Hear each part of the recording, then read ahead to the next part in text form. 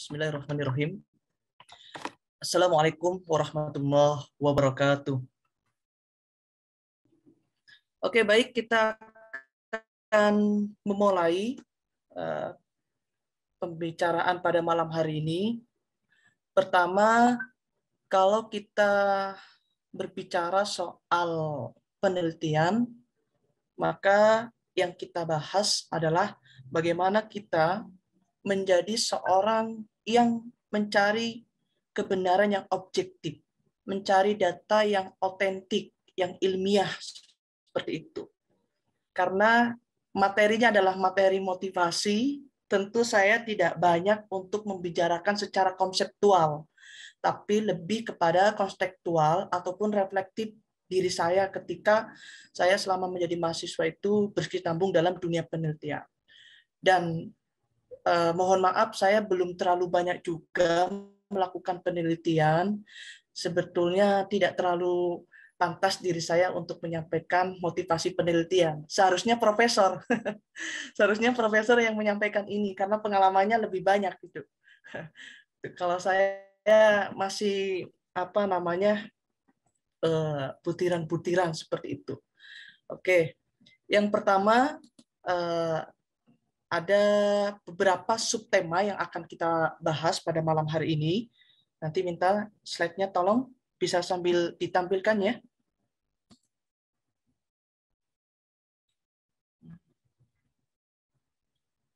Minta tolong moderator bisa menyampaikan slide-nya.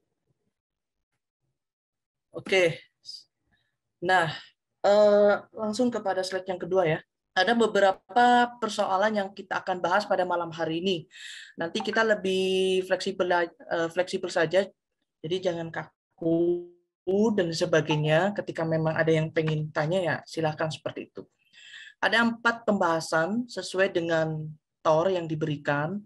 Pertama, kita akan berbicara definisi dari penelitian itu. Maka di sini saya berusaha untuk membawa secara konseptual, artinya teori-teori dan sebagainya. Mudah-mudahan tidak ngantuk ya, kalau pembacaan teori seperti itu. Kemudian yang kedua, saya akan mencoba membahas mengenai trik dan sistematika penelitian. Nah, di trik dan sistematika penelitian ini, itu tentu banyak hal-hal yang mungkin itu menjadi sasaran keinginan kita agar bagaimana penelitian kita itu menarik. Penelitian kita diakui bahkan sampai dipublikasi seperti itu. Nah, lebih jauh daripada itu, tentu kita akan membahas mengenai tentang manfaat dan jenis penelitian. Kembali lagi, ini masih di tataran konseptual. Dan yang terakhir, kita akan membahas mengenai tentang urgensi publikasi seperti itu. Oke, next. Pada pembahasan subtema yang pertama mengenai tentang penelitian, nah, saya akan mencoba membawa cara berpikir mengenai tentang definisi penelitian ini. Bagi seorang akademis, ketika berbicara soal data, maka berbicara soal teori apa yang digunakan seperti itu. Nah, dengan ini kaitannya dengan penelitian, maka teori yang saya pakai ini salah satunya adalah teori Soejono-Soekanto ya. Jadi dia mengungkapkan bahwa penelitian itu apa sih gitu ya.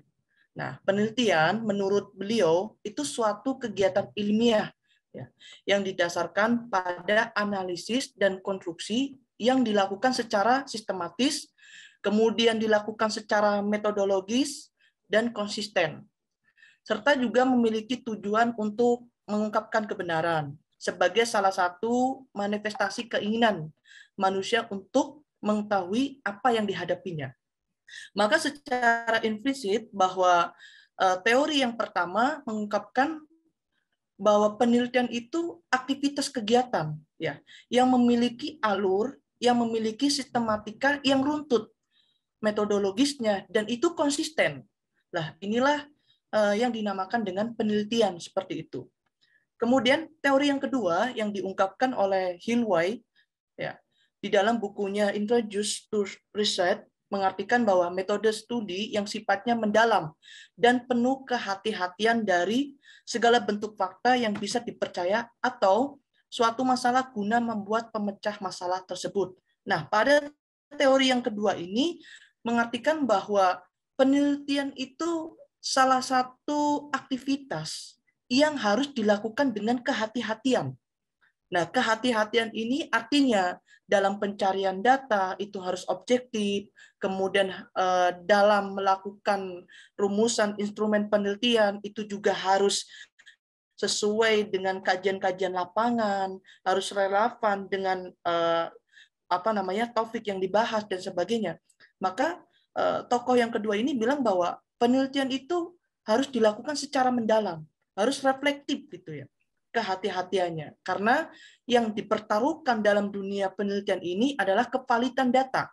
Ya, originalitas data itu dipertanyakan. Lah, inilah penelitian seperti itu. Dua tokoh ini yang saya gunakan untuk mendefinisikan penelitian seperti itu. Lalu bagaimana subjektivitas saya dalam memandang sebuah penelitian? Set yang selanjutnya. Nah, jadi menurut tafsir bebas bahwa, dan ini kebetulan saja ya, kebetulan atau apa, bahwa dulu saya November tahun 2019 itu saya menulis ya, 2019 atau 18 ya, saya lupa, saya menulis tentang motivasi penelitian yang saya terbitkan di salah satu majalah ya, yang ada di kampus, dan majalahnya itu memang sudah cukup populer di kalangan mahasiswa Solo Raya seperti itu. Namanya Pabelan Pos. Nah, di sini saya merefleksikan secara mendalam. Di saat itu saya baru semester 4 ya. Semester 4 saya dikasih kesempatan untuk menulis karena pada saat itu saya diberikan kesempatan dan lolos pada saat itu adalah penelitian kompetisi PKM, terutama dalam bentuk pengabdian. Setelah itu lembaga PES menghubungi saya untuk menulis ya, terutama soal penelitian. Nah, di sini saya subjektivitas dalam menafsirkan penelitian itu apa gitu ya. Kalau tadi menurut teori, menurut tokoh, sekarang menurut orang biasa gitu ya. Menurut saya pribadi. Nah, tafsir bebas menurut saya bahwa penelitian itu adalah bagian dari kerja intelektual seorang akademisi untuk bisa menghasilkan gagasan dan produk yang bisa dipertanggungjawabkan. Nah, inilah yang disebut menurut saya penelitian itu. Jadi penelitian itu adalah tanggung jawab moral kita sebagai seorang akademisi ataupun seorang mahasiswa. Jadi kalau kita seorang mahasiswa tidak melakukan penelitian, maka ada yang kurang. Ada yang salah dalam diri kita.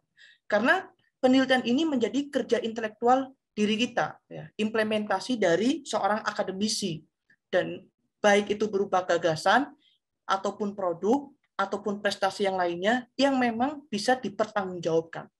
Ini penerjemahan penelitian, ya, kata pengertian menurut tafsir bebas saya seperti itu. Maka secara umum ketika kita menarik definisi penelitian menurut dua tokoh dan menurut perspektif saya, bahwa penelitian itu bagi saya adalah sangat mengasihkan. Ya. Sangat mengasihkan kalau data-data yang kita peroleh, kemudian gagasan-gagasan kita diakui dan itu berdampak atau berimpact kepada masyarakat luas, itu keistimewaan atau kesenangan bagi seorang peneliti seperti itu. Nah, sampai di sini insya Allah mudah-mudahan paham ya mengenai tentang definisi dari penelitian itu sendiri itu apa.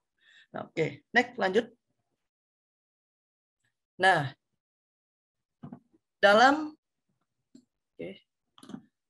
yang kedua adalah step yang kedua, sebenarnya seberapa penting itu ya penelitian itu bagi kita. Seberapa penting? Kenapa kita harus meneliti itu? Kenapa kita tidak cukup membaca saja atau kuliah saja gitu? Apakah dengan kuliah saja kemudian dapat IPK bagus tanpa memiliki karya kecuali skripsi ataupun tugas akhir? Bagi saya itu merasa kurang ya. kalau kita hanya menjadikan skripsi itu sebagai bentuk dari penelitian kita. Ya. Tapi sebelumnya, sebelum saya lanjutkan nih ya, kira-kira di sini yang semester akhir itu ada nggak? Semester 7 atau 9 yang sedang skripsi ada? Ada kira-kira? Yang semester 7 atau mungkin ada ya. Oke, yang semester awal mungkin juga ada. Baik, semester 7. Nah, jadi saya ingin memberikan satu urgensi mengapa kita harus meneliti. Nah, gitu. Apakah penelitian kita dilakukan saat studi akhir? Nah, untuk menjawab persoalan itu, pertama, kita harus memahami bahwa kita kuliah, adanya universitas itu untuk apa? Ini yang harus kita pahami. Apakah universitas melahirkan kita untuk hanya menjadi seorang sarjana yang hanya mendapatkan gelar akademik dan sebagainya? Bagi saya itu belum merepresentasikan dari universitas itu sendiri. Nah, pertama, kalau kita melihat Tridharma perguruan tinggi, pasti ketika kita menjadi mahasiswa baru, semua itu sudah dijelaskan. Nah, pertama, ini adalah landasan dasar. Kenapa kita harus meneliti? Pertama, tuntutan dari Tridharma perguruan tinggi. Yang pertama adalah pendidikan dan pengajaran. Mungkin dari sini ada yang di dalam praktisi dunia pendidikan, ada yang kesehatan, kemudian ada yang insinyur, arsitektur, dan sebagainya. Apakah itu masuk ke dalam ranah pendidikan dan pengajaran? Dan itu masuk. Lalu, ketika kalian hanya merefleksikan pendidikan dan pengajaran, tanpa melakukan tindakan-tindakan yang lain, maka kalian hanya merealisasikan satu subtema ini, ya, pendidikan dan pengajaran. Artinya, ketika saya lulus, kemudian dapat sarjana gelar pendidikan, ya itu sudah. Ternyata kita selama kuliah tidak pernah memiliki penelitian satupun. Nah, maka kewajiban kita, kita hanya melaksanakan atau menggugurkan kewajiban satu Tridharma perguruan tinggi, ya ini pendidikan saja, ya, tanpa melakukan apa-apa. Ya, tiap hari hanya mendengar materi dari dosen, ngumpul tugas sama teman dan sebagainya. Saya rasa hal seperti itu kayaknya kurang mengasihkan gitu ya. Kalau kita tidak ada pengembangan lain. Setelah itu kita jadi sarjana, mungkin yang guru kemudian mengajar dan tidak melakukan kegiatan apa-apa lagi selain mengajar. Nah, bagi saya itu belum merefleksikan kita itu menjadi seorang alumni mahasiswa ataupun alumni sarjana. Karena sarjana itu dibentuk, ya, salah satunya adalah untuk menjadi seorang pendidik, pengajar, dan sebagainya. Nah, kemudian yang kedua, itu adalah tugas tanggung jawab kita melakukan penelitian dan pengembangan. Jadi adanya kampus adalah untuk mengembangkan wacana keilmuan ataupun wacana keislaman yang ada di sekitar kita. Nah, ini adalah tujuan dari perguruan tinggi. Nah, ketika kita menjadi seorang mahasiswa, hanya menjadi kupu-kupu, ya, kuliah pulang dan sebagainya, atau hanya kuda-kuda, ya, kuliah dakwah tanpa melakukan apa lagi dan lain sebagainya. Nah, ketika tidak meresapi penelitian dan pengembangan ini, ya maka kita tidak mendorong kemajuan dari kampus kita seperti itu. Nah, maka penting bahwa melakukan penelitian dan pengembangan ini menjadi ruh, ya, bagi seorang mahasiswa. Nah, seperti itu. Nah, penelitian ini tentu begitu banyak yang kita harus lakukan. Kemudian pengembangan, misalnya kita lebih suka terhadap dunia masyarakat, dunia sosial, maka sudah seharusnya seorang akademisi, mahasiswa ataupun intelektual adalah memberikan sumbangsi gagasannya.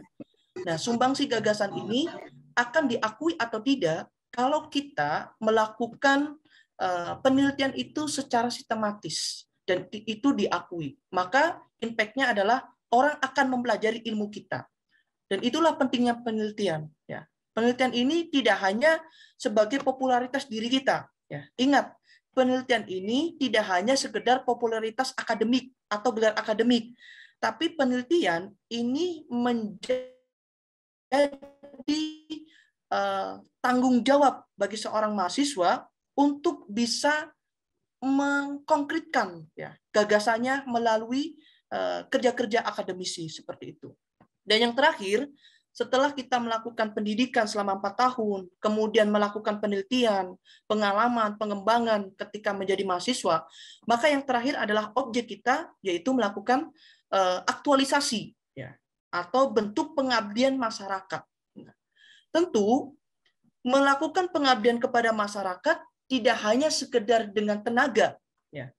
Tidak hanya sekedar dengan materi, tidak hanya sekedar dengan fisik, tapi masyarakat, khususnya masyarakat awam, masyarakatnya mungkin masih kurang pengetahuan, maka tugas seorang akademis ataupun orang sarjana adalah bagaimana ya memberikan solusi yang konkret kepada masyarakat. Nah, inilah pentingnya Tridharma perguruan tinggi yang harus kita refleksikan bersama. Nah, lalu apa yang bisa mengembangkan kemajuan dari Tridharma perguruan tinggi ini? Nah, yang pertama, kenapa Tridharma perguruan tinggi harus kita realisasikan? Pertama, kalau kita merealisasikan, maka secara tidak langsung kita akan berfokus kepada penumbuhan academic knowledge ya. Jadi pengetahuan kita itu berkembang. Setelah kita mendapat materi dari dosen, kemudian dari profesor kita, ataupun dari kawan kita, kerabat kita, dan sebagainya, itu secara tidak langsung adalah mediator, ya, mediator untuk menambah wawasan kita. Selama kita menjadi mahasiswa, ya mungkin sebelum pandemi kita sering pergi ke perpustakaan, membeli buku dan sebagainya. Ini penting untuk menambah wawasan kita. Nah, inilah pentingnya bahwa penelitian untuk melakukan awal penelitian adalah perlunya wawasan kita, ya.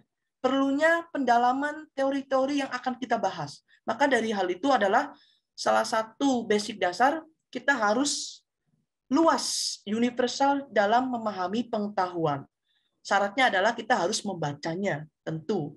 Maka jangan sia-siakan kawan-kawan inspirasi, khususnya inspirasi malam, jangan sampai kita posisi hari ini menjadi mahasiswa, itu tidak pernah membaca buku, ataupun tidak pernah membeli buku, gitu ya. Karena itu sebagai basic dasar, kalian merealisasikan namanya Tridharma perguruan tinggi seperti itu. Nah, itulah yang dinamakan dengan academic knowledge seperti itu. Kemudian yang kedua, kenapa penelitian ini penting bagi kita? Nah, yang kedua adalah penelitian itu melatih skill of thinking kita.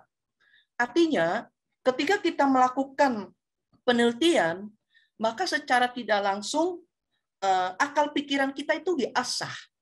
Contoh ada studi kasus.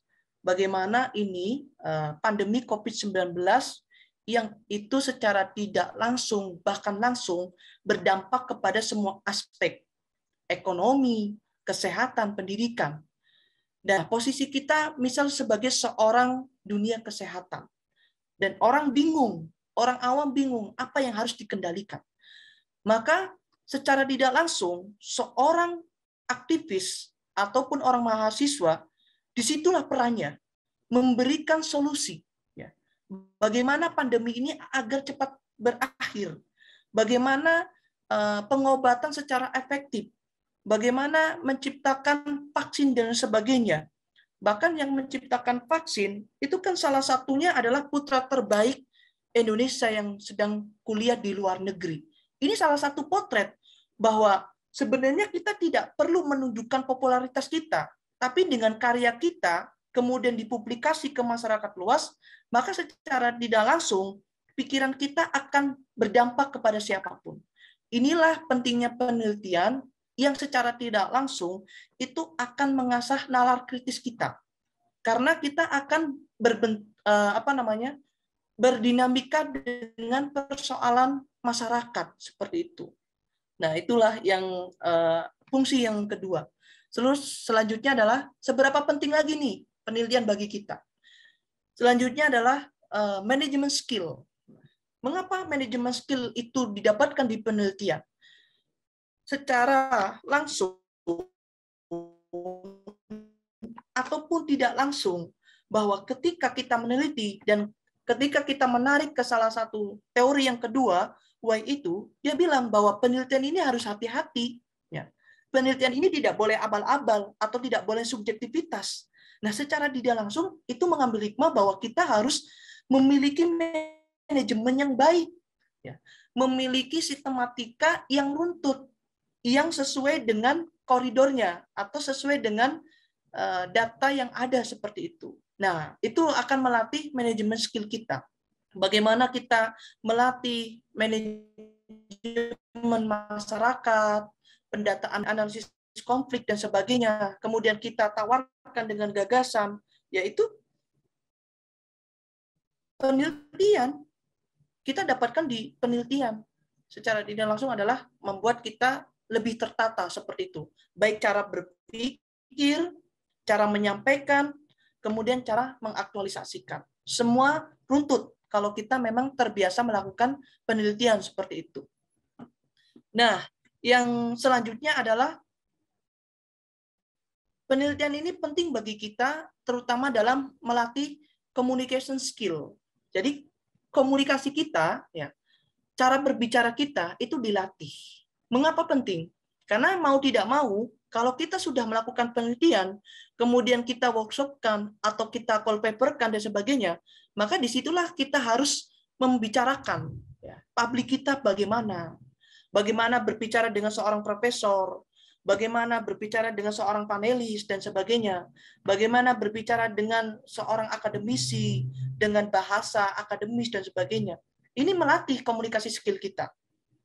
Maka ketika kita melihat 17 indikator peluang dunia kerja dan posisi komunikasi, ini adalah menjadi salah satu indikator bahwa kita bisa memperoleh karir yang baik. Ini adalah dilihat dari komunikasi seperti itu. Oke, next.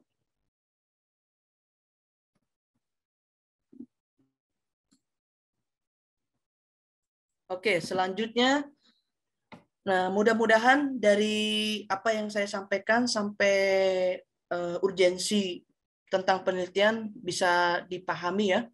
Silakan nanti kalau kurang jelas dan sebagainya bisa di chat room seperti itu. Nah, lalu bagaimana nih ya dasar kita untuk melakukan penelitian? Nah, mungkin ada yang tanya, Kak, saya kan belum tahu penelitian itu apa. Kemudian nggak punya teman, kemudian mungkin dosenku atau fakultasku tidak memberikan informasi apa-apa tentang penelitian, mungkin hanya di bangku kuliah diberikan materi atau kuliah tentang metodologi, studi, penelitian, dan sebagainya, hanya sebatas itu. Padahal ketika kita melihat orang-orang di luar kok keren, bisa berbicara di depan orang banyak, kemudian mempersampaikan karyanya, dan sebagainya. Ini bagaimana nih untuk memulai hal itu? Nah, pertama yang harus kita lakukan adalah self-service. Artinya kita harus membaca diri kita sendiri. Nah, kemampuan kita itu apa sih itu hari ini? Apakah selama saya kuliah, saya hanya mengejar nilai akademik saja? Saya tidak mempunyai keahlian apa-apa. Bagi saya itu kurang seimbang. Ada yang kurang itu. Nah, maka posisi yang pertama untuk memulai penelitian adalah kita harus membaca kapasitas kita apa. Ya. Kompetisi kita apa nih? Kalau semisal kita misalnya fakultasnya adalah fakultas kesehatan, dalam hal ini semisal perawat, ya, maka harus direfleksikan. Perawat ini tugasnya apa gitu loh. Terus yang dibutuhkan di masyarakat perawat itu apa? Kira-kira yang dibutuhkan masyarakat ketika melihat seorang perawat, apa yang segera dilakukan itu. Nah, ini adalah kita harus membaca secara kapasitas diri kita itu di mana. Nah, ini penting. Terkadang ada yang masa yang sangat sulit bagi kita itu kadang bingung. Ditanya, kamu kapasitasnya apa? Kamu punya potensi apa? Dan kita kadang bingung dan nggak bisa menjawab hal itu. Karena kita tidak pernah menceklis atau mengupgrade diri kita itu kemampuannya di mana. karena hanya sebatas kuliah-kuliah saja. Nah, ini yang yang harus dicerminkan dalam diri kita ketika kita mau memulai penelitian seperti itu.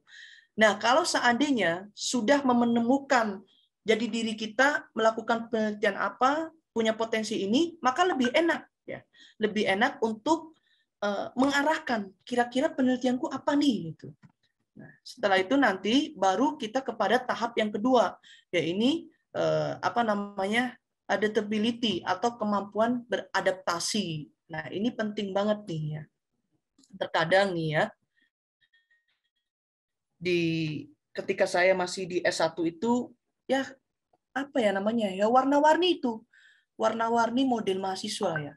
Ada yang ketika di kelas itu antusias, ada yang acuh tak acuh, kemudian ya males-malesan dan sebagainya. Ada yang memang tidak tahu situasi kondisi apa yang terjadi. Ada juga mahasiswa yang peka terhadap apa yang sedang terjadi. Nah, ternyata ketika kita membandingkan orang yang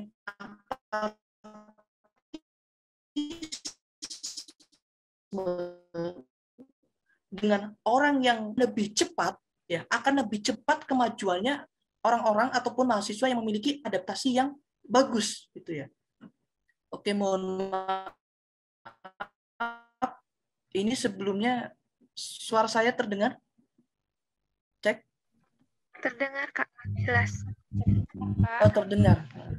Ini mohon maaf karena jaringannya tersandat ya. Mohon maaf ketika nanti suaranya nggak jelas. Oke, saya lanjutkan lagi. Jadi berbandingan ketika ada mahasiswa yang apatisme, kemudian mahasiswa yang adaptif, maka yang memiliki pengaruh besar dan yang memiliki ketajaman membaca realita adalah orang yang memiliki kepekaan sosial. Ini penting. Jangan sampai kita menjadi seorang mahasiswa itu apatis gitu ya, nggak peduli persoalan-persoalan apa yang terjadi. Kalau seandainya kita tidak peduli dengan persoalan apa yang terjadi di lingkungan kita, ataupun di luar kampus kita, itu saja maksudnya ya pengkajian ya sudah, ritualnya hanya itu saja. Itu kurang menarik gitu ya, kurang istimewa kalau dikatakan mahasiswa sebatas itu gitu. Nah, maka penting untuk mengkorelasikan kalau kita sudah punya kapasitas dan kita juga sudah punya kemampuan adaptasi, maka lebih mudah untuk memetakan kira-kira aku akan melakukan penelitian apa nih gitu ya. Contoh ya, semisal dalam hal ekonomi, ternyata kita selama membaca buku, kapasitas kita ternyata juga fakultas ekonomi. Nah, kondisi ekonomi di Indonesia ternyata carut marut dan sebagainya, terutama masalah hutang. Nah, kalian akan secara tidak langsung itu akan refleks, ini kendalanya apa yang menyebabkan dan sebagainya. Bagi seorang akademisi itu akan menjadi sebuah peluang untuk melakukan penelitian besar-besaran. Nah, kebiasaan kita ya, kalau kita tidak melakukan penelitian adalah kita sering praduga, menyalahkan situasi yang muncul di hadapan kita. Wah, itu ekonomi di Indonesia hancur gara-gara Indonesia itu sering utang, ya, sering berhutang terus dan sebagainya. Kita tidak tahu sebenarnya di balik itu sedang sedang ada strategi apa. Nah, itu kan harus kita lawan dengan kajian teori dan kajian data sehingga akan menemukan kesimpulan. Nah, inilah pentingnya kita untuk mengetahui realitas dengan data, bukan realitas dengan opini seperti itu. Oke, selanjutnya adalah untuk memulai penelitian lagi, kita harus mengintegrasikan. Nah, mengintegrasikan ini maksudnya menyatukan sistem-sistem yang ada. Nah, sistem yang ada ini maksudnya begini. Misal di kampus itu ada ajang bergensi namanya PKM. Ya. PKM ini sebenarnya ajang bergensi bagi mahasiswa. Ya. Bagi mahasiswa seluruh Indonesia. Nah, di situ kan PKM ini kan menjadi sebuah sistem. Nah, agar mencapai sistem itu, kita perlu memadukan sistem apa yang sekiranya bisa tembus dalam kompetisi itu. Ya, baik itu sistem di dalam kampus kita, dalam arti berarti ketika ada momen kampus itu melakukan filterisasi ataupun melakukan seleksi untuk melakukan proposal, membuat proposal, ya maka itu harus diintegrasikan oleh kalian supaya bisa mencapai titik puncak dari integrasi itu. Dalam hal ini, misal contohnya adalah PKM seperti itu. Dan yang terakhir, untuk memulai penelitian ini adalah kita harus melakukan kolaborasi keahlian atau kemampuan kita. Nah, biasanya di kampus itu kalau kita punya kedekatan dengan dosen ataupun dengan profesor dan kita ternyata punya kapasitas di situ, dosen itu akan senang sama kita, ya. Akan selalu memanggil kita. Misal, Adam, kamu ternyata biasa nulis ya kayak gitu. Ini semisal, padahal nggak biasa nulis sih. Ini semisal saja. Nah, dosen akan selalu mengajak kamu untuk kolaborasi, untuk melakukan penelitian seperti itu. Ini penting. Maka ada trik lain, ya, selain untuk melakukan kolaborasi, ini adalah membangun ya kedekatan kita dengan dosen. Salah satu bonusnya ya mungkin dosen akan memberikan nilai plus bagi kita. Kemudian dosen akan memberikan fasilitas bagi kita kalau kita mau melakukan kolaborasi penelitian seperti itu. Inilah langkah dasar untuk melakukan sebuah penelitian seperti itu. Selanjutnya. Oke, ini adalah trik dan sistematika penelitian. Oke, langsung aja. Nah, yang paling terpenting dalam hal ini adalah bagaimana trik agar penelitian kita itu mencuat. Nah, penelitian kita itu mampu untuk dilakukan kolaborasi atau penelitian kita itu dianggap pantas ya untuk dilakukan tindak lanjut. Nah, pertama itu adalah ide. Ya. Ide ini penting sekali. Saya ingin ini ya, tadi itu sudah berbicara secara konseptual, saya ingin berbicara secara kontekstual pengalaman saya pada saat itu. Nggak apa-apa ya cerita sedikit soal pengalaman, mudah-mudahan nanti nggak tidur ini. Oke, jadi ketika dulu saya memulai penelitian, itu kurang lebih berat, kalau tidak salah ya, itu di semester 4. Semester 4 itu saya kepo gitu ya, bahasa anak milenial kepo. Pengen tahu sih dulu. Ketika itu saya ngikut seminar nih ya, workshop kecil-kecilan lah tentang mahasiswa berprestasi pada saat itu. Nah, terus saya ikut dalam seminar itu, kemudian secara reflektif saya ada ada kata muncul di pikiran saya, kok keren ya mahasiswa itu ya, bisa duduk sejajar rektor, bisa duduk sejajar wakil rektor, dosen-dosen di depan mahasiswa banyak gitu. Ini emang dia ngapain ya, kok bisa sampai kayak gitu gitu loh. Terus akhirnya saya kepo lagi lebih mendalam, ternyata Cutting itu telah melakukan karya luar biasa itu ya, melakukan penelitian. Pada saat itu berarti dulu anak teknik gitu ya. Anak teknik melakukan penelitian robotik ya. Terus yang kedua itu, yang satunya yang pengabdian masyarakat itu tentang inovasi ya dari lembah pati aren yang dijadikan hiasan-hiasan, kotak tisu dan sebagainya. Nah, di situ saya tertarik gitu loh. Kok keren itu. Ide mereka luar biasa dan sebagainya. Ternyata motivasi saya muncul adalah dari orang-orang inspiratif yang ada di kampus gitu. Terus saya ikuti perjalanannya dan ikuti komunitas yang ada di kampus.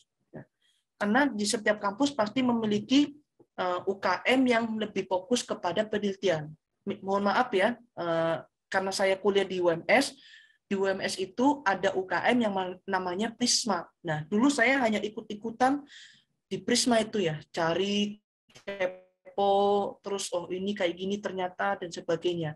Di situ saya mulai muncul gagasan-gagasan apa yang ingin saya kembangkan seperti itu. Nah, kemudian motivasi yang kedua terbesit di dalam pikiran saya ketika melihat cutting di depan itu. Kapan ya saya bisa seperti mereka duduk di depan sama rektor gitu loh, ngobrol soal karya gitu loh. Dan alhamdulillah 1 tahun pasca itu terrealisasi gitu ya. Karena saya mencatat ya, ketika itu langsung mencatat 1 tahun ke depan mau ini dan sebagainya. Dan alhamdulillah terrealisasi gagasan itu. Tentu untuk bisa duduk dengan sejajar orang-orang penting di kampus, ya pasti kita harus punya prestasi yang perlu ditunjukkan seperti itu. Pertama, yang saya ingin sampaikan bahwa trik ya untuk memulai penelitian adalah sebenarnya gagasan kita apa dulu nih. Nah, kira-kira apa yang ingin kita tawarkan. Ini penting ya. Nah, terus gagasan yang sekiranya bisa diterima di halayak umum itu seperti apa? Pertama, gagasan itu menarik ya. Baik menarik secara judul ya, menarik dianggap masyarakat awam itu adalah hal yang tidak pernah terdengar dan sebagainya. Kemudian yang kedua adalah tentu ide ini harus solutif ya. Artinya bahwa gagasan yang kita berikan dalam penelitian ini pembaharuan di dalam masyarakat. Dan yang ketiga, ini mohon maaf tipu ya, seharusnya relevan, itu harus ide kita itu harus sesuai dengan konteks gitu ya. Harus sesuai dengan kebutuhan masyarakat itu apa. Nah, semisal dalam hal ini ya, ternyata dalam dunia pendidikan dibutuhkan yang namanya efisiensi dalam pembelajaran di dunia digital. Itu bagaimana nih caranya? Itu kan dibutuhkan, relevan. Nah, maka ide-ide itu harus muncul, semisal bagi seorang pendidik seperti itu. Bagi seorang dunia kesehatan, ya coba diamati bagaimana untuk menurunkan ya angka COVID-19 ini dengan cara seperti apa gagasannya. Atau kita memperbanyak obat-obatan atau alat-alat medis dan sebagainya, ya itu adalah salah satu ya, gagasan yang perlu kita aktualisasikan seperti itu. Maka yang perlu dipahami dengan dalam, sebenarnya kita harus merumuskan gagasan kita apa dulu gitu. Ini penting. Objek kita apa? Seperti itu. Oke, next. Nah, untuk step selanjutnya kita berbicara soal ya, sistematika ya, ataupun metodologi dari penelitian. Kurang lebih ya secara umum bahwa baik itu penelitian kualitatif, penelitian kuantitatif, ataupun penelitian campuran dan sebagainya, sebenarnya tubuh ataupun struktur dalam melakukan penelitian adalah ya kurang lebih seperti ini ya.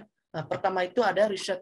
Riset ini dalam hal ini adalah ada latar belakangnya, ada rumusan masalahnya, ada tujuan, ada manfaat penelitian dan metode penelitian. Nah, poin yang pertama riset ini adalah ini ketika kita membuat proposal penelitian. Nah, untuk mengawali itu kan kita harus membuat proposal penelitian. Nah, struktur dalam proposal penelitian kurang lebih kalau di skripsi itu bab 1 ya seperti inilah. Belakangnya apa sih? Kan penelitian dalam bentuk pengabdian masyarakat. Nah, yang dikaji saat itu adalah tentang khususnya masyarakat yang jauh dari, mohon maaf, peradaban seperti itu. Tidak ada listrik dan sebagainya. Nah, terus bagaimana menaikkan daya literasi anak dan sebagainya.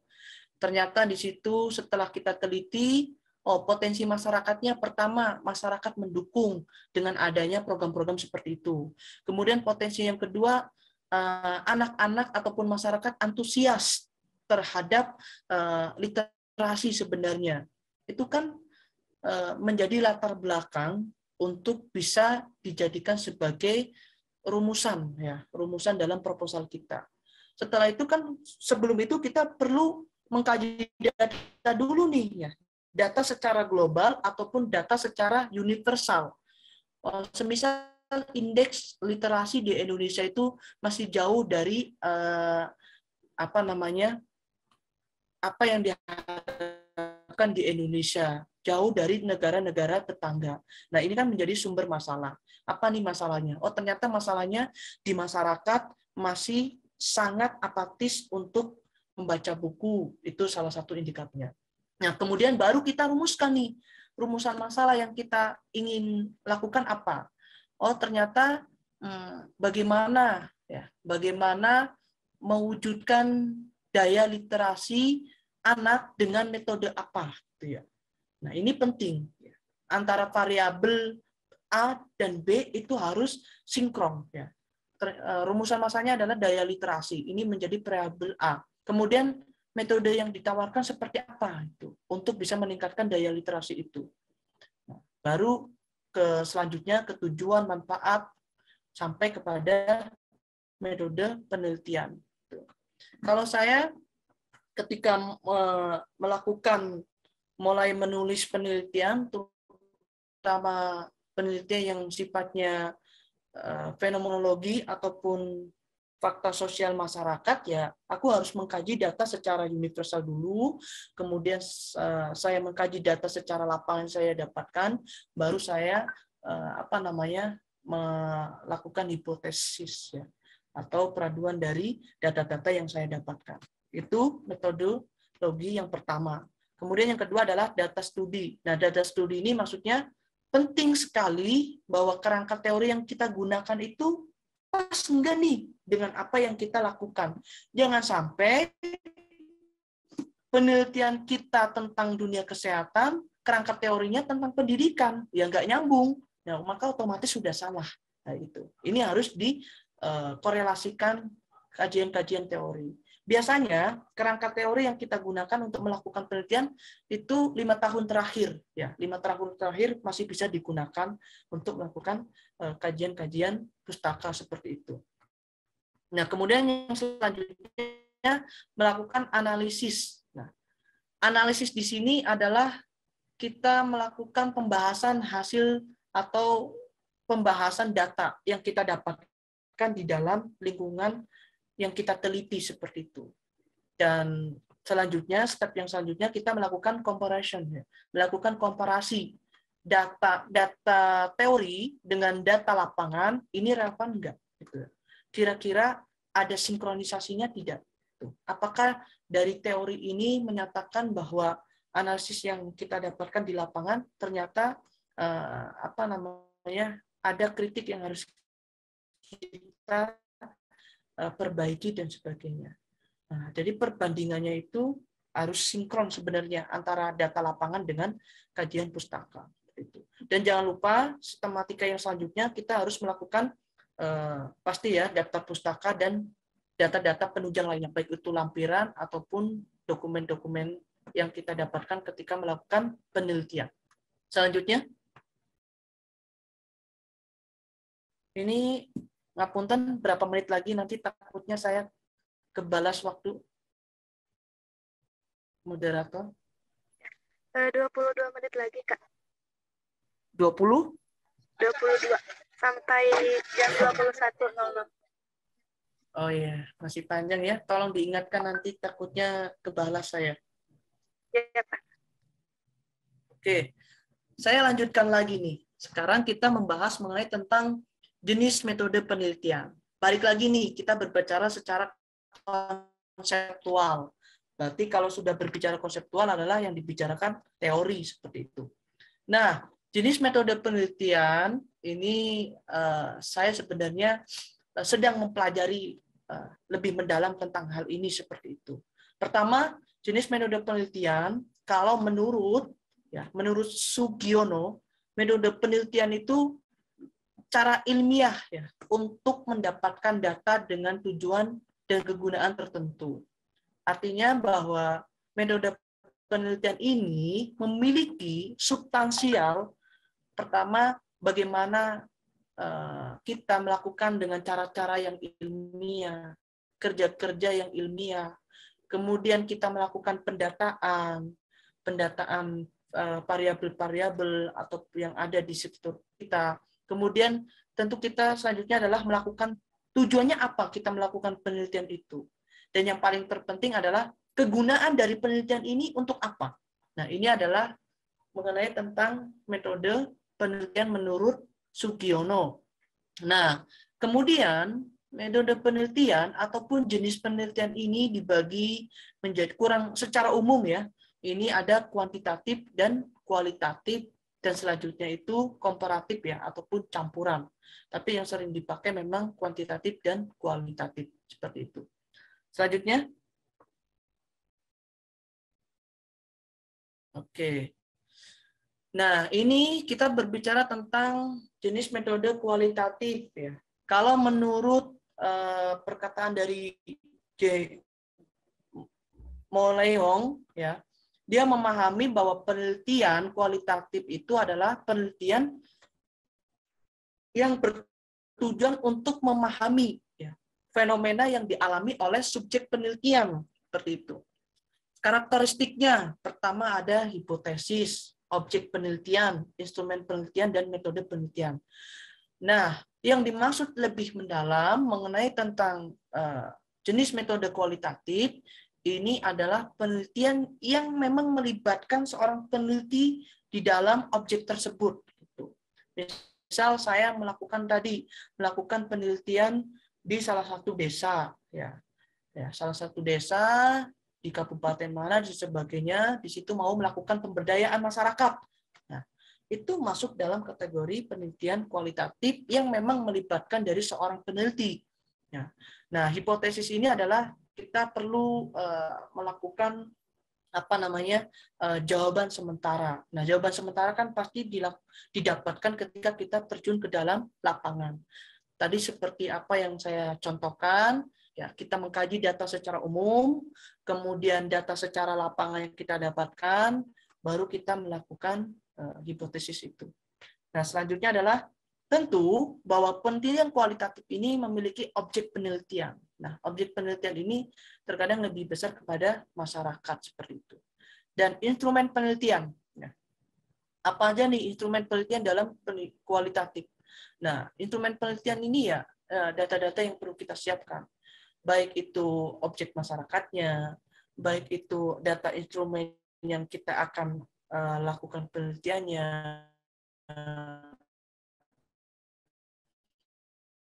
baik itu kita melakukan penelitian dalam studi fenomenologi ataupun masyarakat, yang paling terpenting itu adalah mitra gitu ya. Mitra masyarakat agar penelitian kita itu bisa berkelanjutan. Dan terakhir adalah tentu ada yang namanya metode penelitian. Nah, jenis penelitian kualitatif pertama itu ada sifatnya fenomenologi. Nah, fenomenologi ini kalau kita belajar di dalam filsafat, ini kan salah satu paham dalam filsafat. Nah, fenomenologi ini maksudnya membaca realitas ya, membaca realitas dengan semurni-murninya, dengan data-data yang akurasi. Misal ada fenomena apa, ya, misal ada Gunung Merapi sering meletus dan sebagainya. Ini disebabkan apa? Apakah seorang arkeolog dan sebagainya pasti akan mengkaji hal itu. Ini menjadi sebuah fenomena yang harus ditemukan jawabannya dengan autentik atau dengan keabsahan data. Nah, terus yang kedua adalah jenis penelitian ini studi kasus. Nah, studi kasus ini sering banget ya. Biasanya kalau teman-teman ya semisal nih orang-orang yang di dalam dunia kesehatan mau meneliti tentang pernikahan dini. Ternyata di kampung A itu banyak sekali anak-anak usia dini ya itu sudah menikah. Apa sebabnya? Ternyata itu menjadi studi kasus yang harus kita selesaikan. Kemudian banyak yang melakukan aborsi, apa sebabnya dan sebagainya. Nah, itu kan menjadi studi kasus yang harus diselesaikan. Atau ternyata di kampung A ini banyak remajanya melakukan konsumsi narkoba. Sebenarnya faktor-faktor apa nih yang menyebabkan mereka terjadi hal seperti itu. Nah, ini kan studi kasus. Studi kasus ini dalam arti bahwa di situ ada realita yang nyata itu ya, yang harus segera diselesaikan. Terus kalau jenis penelitian kualitatif yang ya, kenapa?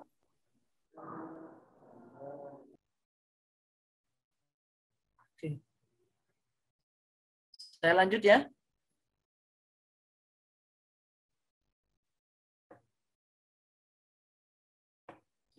Masih terdengar ya suara saya? Masih, Kak. Oke. Nah, selanjutnya ini adalah jenis penelitian etnografi, ya, mengkaji bahasa. Nah, bahasa ini teman saya ada ya, itu S2-nya itu di Universitas Diponegoro. Dia memang S2-nya ngambil informatika ya, artinya fokus kepada bahasa-bahasa media itu ya. Nah, ketika itu dia meneliti tentang misalnya bahasa media yang sering digunakan, kemudian kok bisa dikaji dari segi pengkajian bahasa media massa itu seperti apa. Itu penting. Nah, terus yang jenis penelitian selanjutnya adalah histori. Nah, histori ini maksudnya meneliti sejarah masa lalu. Nah, contoh nih ya, dan di Borobudur ya, kita akan teliti kenapa itu menjadi tempat umat beragama orang Hindu dan sebagainya. Nah, itu kan perlu kita teliti secara teologisnya ataupun secara budayanya dan sebagainya. Apakah itu benar-benar milik orang Islam atau milik umat lain. Nah, itu kan melakukan pengkajian secara histori dan lain sebagainya. Ini terkait dengan jenis penelitian kualitatif seperti itu. Terus selanjutnya. Nah, selanjutnya adalah jenis penelitian tentang kuantitatif. Nah, kalau tadi kuantitatif ini orang bilang ya biasanya berbicara tentang data angka, variabel-variabel dan sebagainya, pakai perumusan dan sebagainya. Nah, kalau menurut Creswell ya dia mendefinisikan jenis penelitian kuantitatif adalah sebagai upaya untuk menyelidiki masalah di mana masalah tersebut itu mendasari peneliti untuk mengambil data, menemukan variabel dan diukur dengan angka agar bisa dilakukan analisa sesuai dengan prosedur statistik. Kalau kita merefleksikan dengan kontekstual dengan hari ini adalah banyak sekali peneliti hari ini melakukan penelitian kuantitatif, terutama di studi kasus mengenai tentang peningkatan angka COVID dan sebagainya, dampaknya apa. Itu kan butuh variabel-variabel yang banyak seperti itu. Nah, maka itu penting dan dibutuhkan sekali. Terus jenis-jenis penelitian kuantitatif itu ada metode komparatif. Nah, komparatif ini artinya mengetahui perbedaan variabel. Jadi variabel A ini mau mengkaji apa sih? Variabel B ternyata mengkaji ini. Nah, nanti dikomparatifkan untuk menjadi sebuah jawaban. Kemudian metode deskriptif ya, menyampaikan fakta dengan cara mendeskripsikan. Ya tadi, misal dengan dalam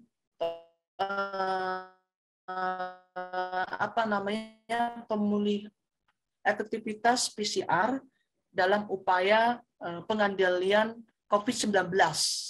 Kita deskripsikan tuh, benar nggak tuh data-datanya? Apakah PCR ini hanya sekedar ladang bisnis atau apa dan sebagainya? Sebagai seorang akademisi, tentu tidak boleh menjustifikasi langsung. Harus kita berbicara dengan data. Itu penting sekali.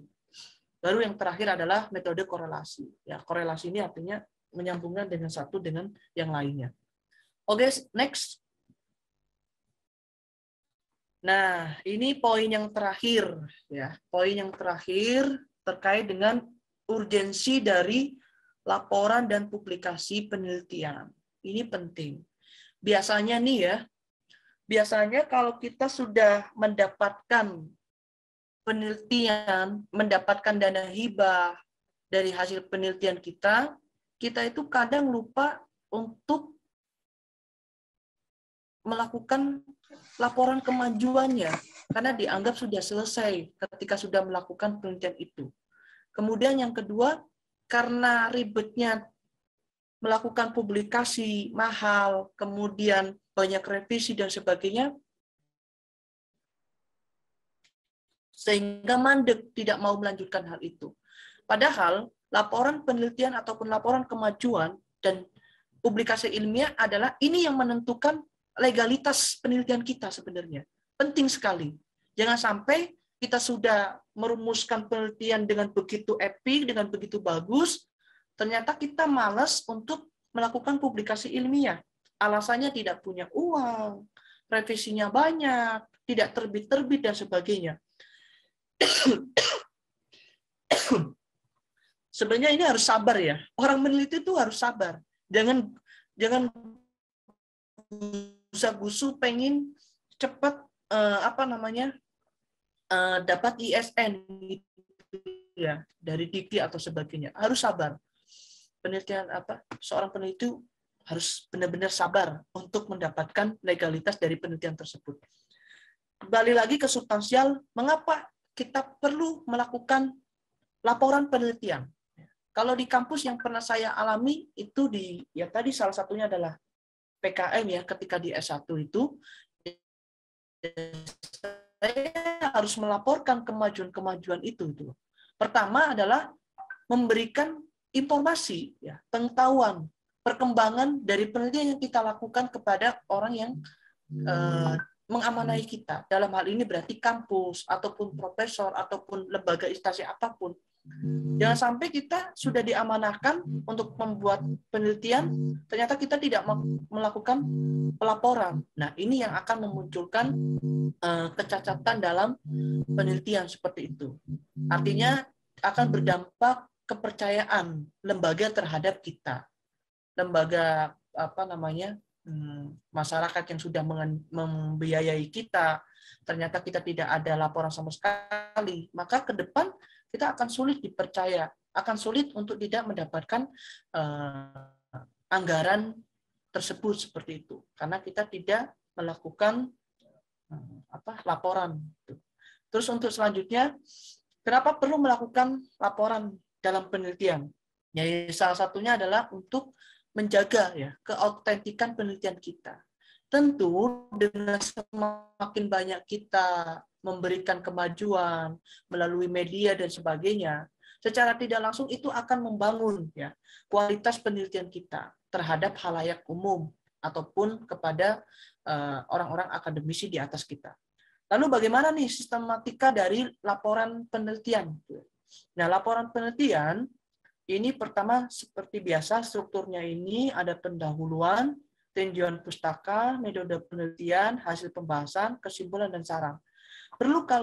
Perlu diingat bahwa laporan kemajuan ini bukan seperti proposal penelitian. Kalau proposal penelitian itu kan bentuk hipotesis ya. Kalau laporan kemajuan adalah data-data yang memang hasil dari penelitian kita, ya, hasil kemajuan. Jangan sampai sering yang terjadi adalah kita menuliskan laporan kemajuan seperti membuat proposal. Ya.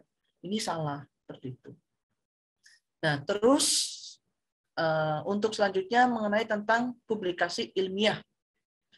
Nah, publikasi ilmiah inilah yang menjadikan titik akhir, ya, titik akhir originalitas kita dalam melakukan penelitian.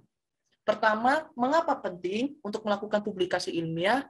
Pertama, itu untuk menjadi syarat bahwa penelitian kita itu memiliki legalitas.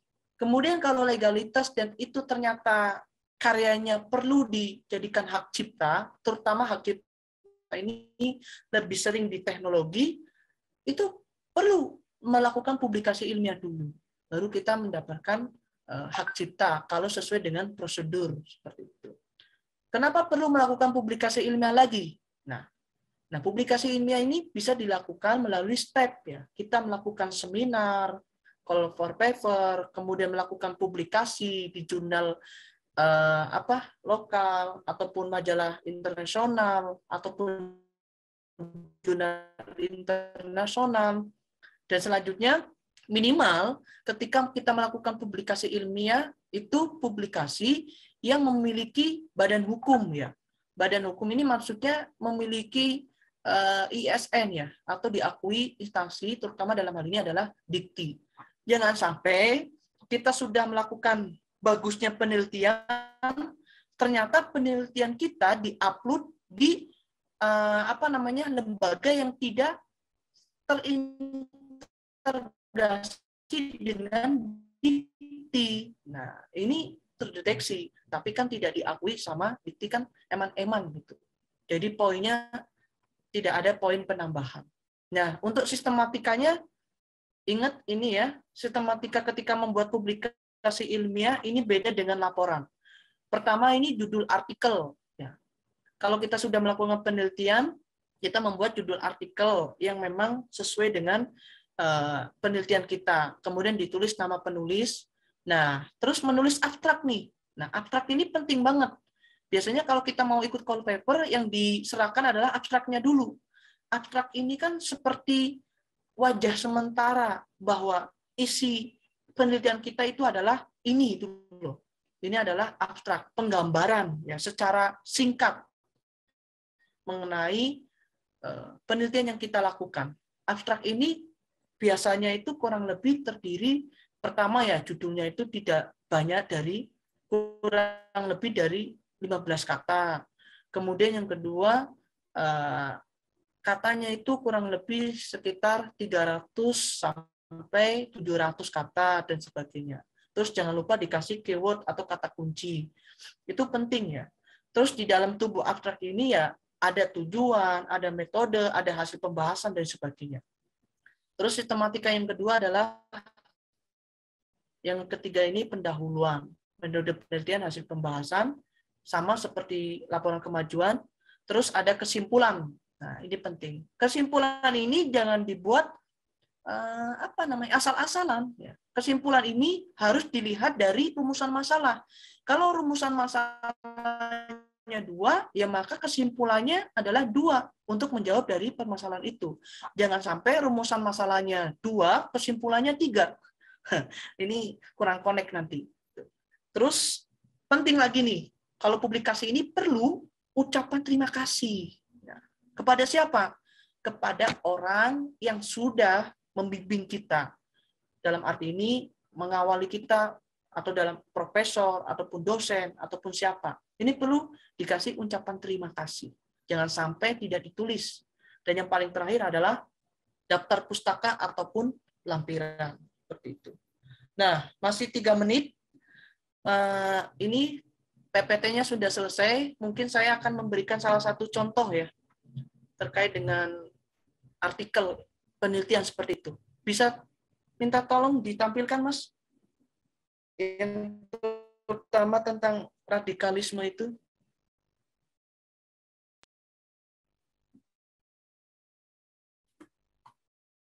Maaf,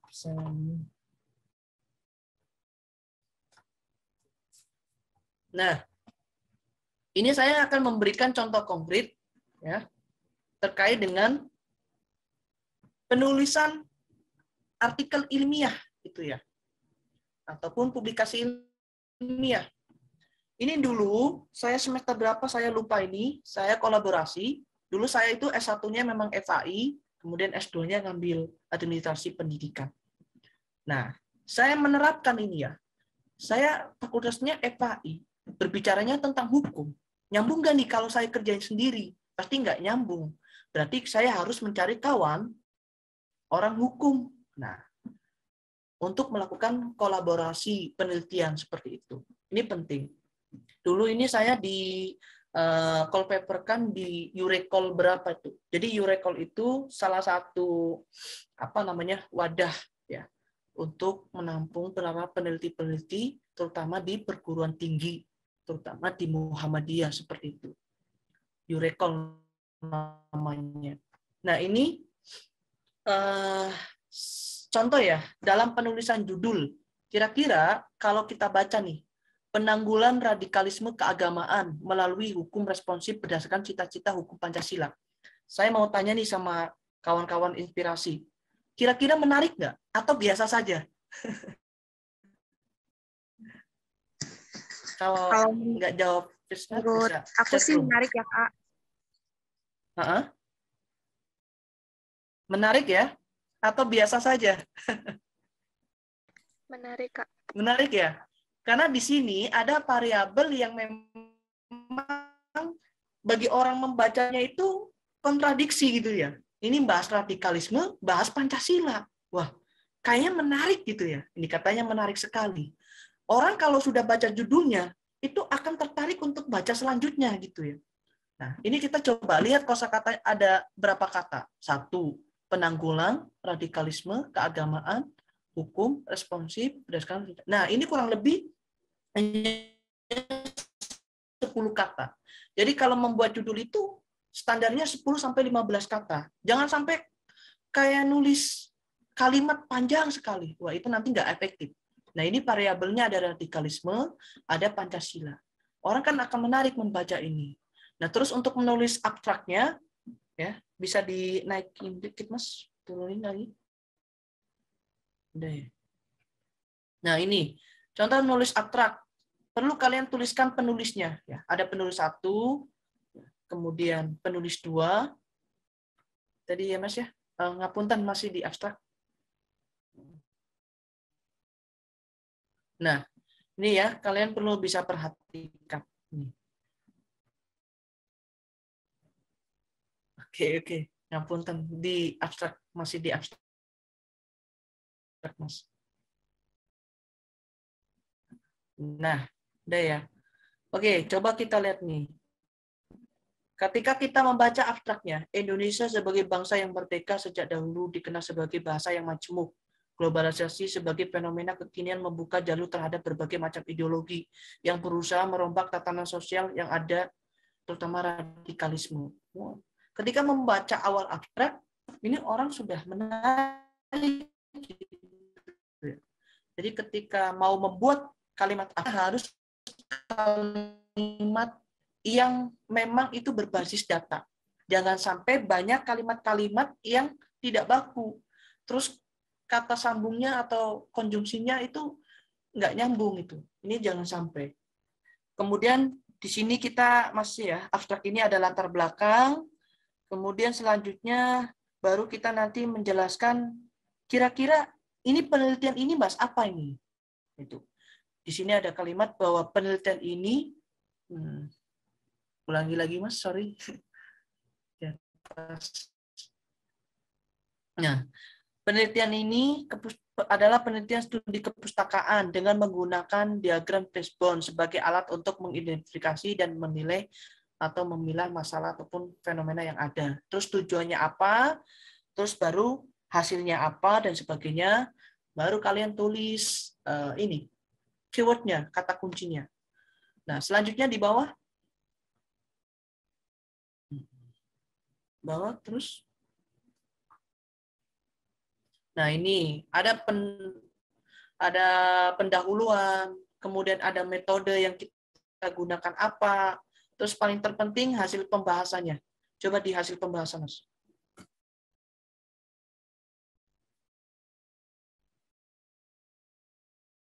Nah, ini hasil pembahasan penanggulan radikalisme keagamaan era globalisasi. Nah, ini penting.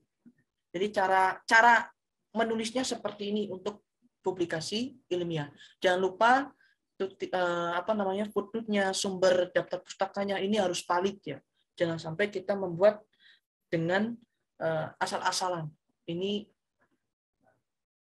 dikhawatirkan penelitian kita tidak akurat seperti itu.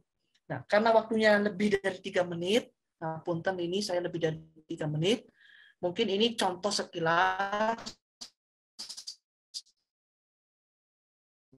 Nanti kurang lebihnya kita lebih banyak sesi tanya jawab. Saya ucapkan terima kasih dan mohon maaf jika banyak kekurangan. Sementara saya kembalikan kepada moderator.